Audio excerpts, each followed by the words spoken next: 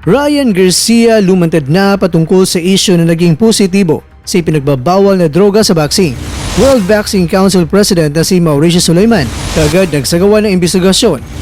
At ang promoter mismo ni Garcia na si Oscar De La Hoya ng Golden Boy Promotions kagad naman dumepensa kay Garcia, pero gagawa rin sila ng sarili nilang investigasyon kung paano nga ba naging positibo si Garcia sa pinagbabawal na gamot. Ito po ang mga nilalaman ng ating kwentuhan, kaya tara, kwentuhan na!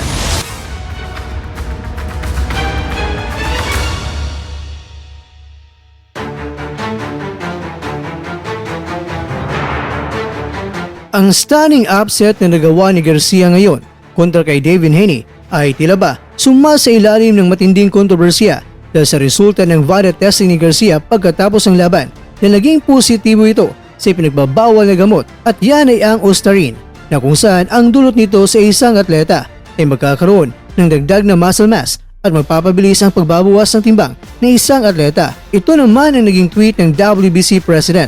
Nakasa dito na ang WBC ay nakatanggap ng notification mula sa voluntary anti-doping test patungkol ito sa resulta sa VADA testing ni Garcia. Kaya naman, kaagad gumawa ng hakbang ang WBC kung ano nga ba ang nararapat na gagawin nila para masunod ang patakaran ng WBC na Clean Boxing Program Protocol.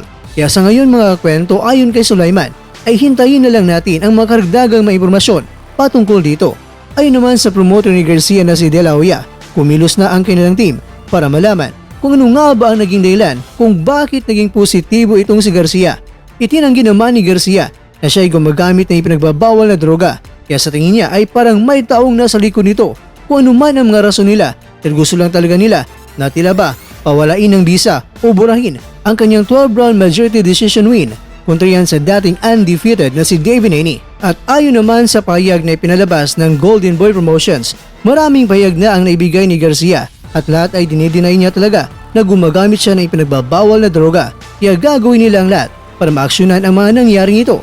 Ayon naman sa tweet ni Garcia, bakit niya gagawin na mag-volunteer siya para sa drug testing kung may plano siyang gagamit ng droga? Kaya naman, dalawa lang ang maaaring maging resulta nito kakwento.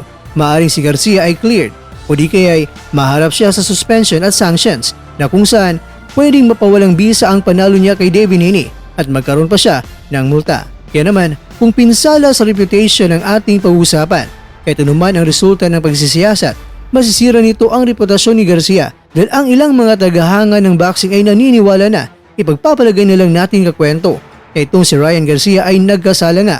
Yang tingin nila, ang pagkapanalo ni Garcia kontra kay Haney ay dahil ito sa tulong ng performance-enhancing drugs, at yan ang ating masasabi na tunay na negatibo talaga. Kaya nga kahit na mapapatunayan ni Garcia hindi niya sinadya bakit nagkaroon siya ng ipinagbabawal na gamot, pero ilang mga tao dyan ay titingnan siya bilang isang manluloko o cheater na boksingero.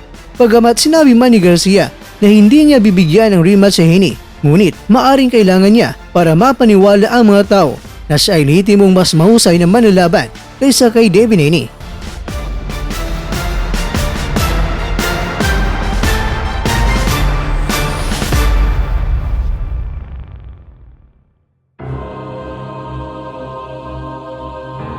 Mga kakwento, kung ikakasa ang rematch ay malamang hindi na mabenta ng kasing ganda ng una dahil maraming tagahanga ang mag-iisip tungkol sa pagiging positibo ni Garcia sa pinagbabawal na motga. Pero kung walang pakialam si Garcia sa isipin ng mga tao, parang kalimutan si Haney at may kipaglaban siya sa sinumang boksingero. Yan ay kung hindi siya maging suspendido.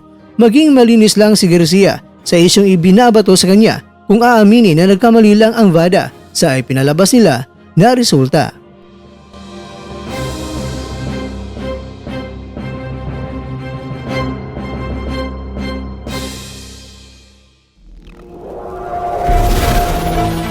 At dyan, nagtatapos ang ating kwento.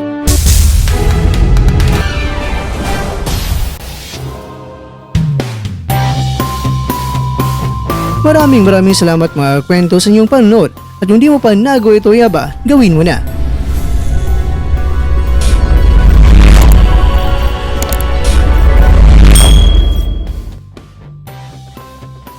Pero bago tayo matapos mga kwento ay syempre, shoutout po muna tayo dyan sa ating mga kakwento. Kay kakwentong Munting Kalaman, kay kakwentong David Medcia, kay kakwentong Jose Catillar, at ikaw ang kwentong nanonood ngayon, shoutout sa'yo dyan. Bueno, hanggang dito na po muna ang ating kwentuhan at abangan nyo lang po ang ating susunod na video. At dito lang po yan sa isang channel na kung saan maaaring ito'y mga kwentong di pa na kwento sa inyo.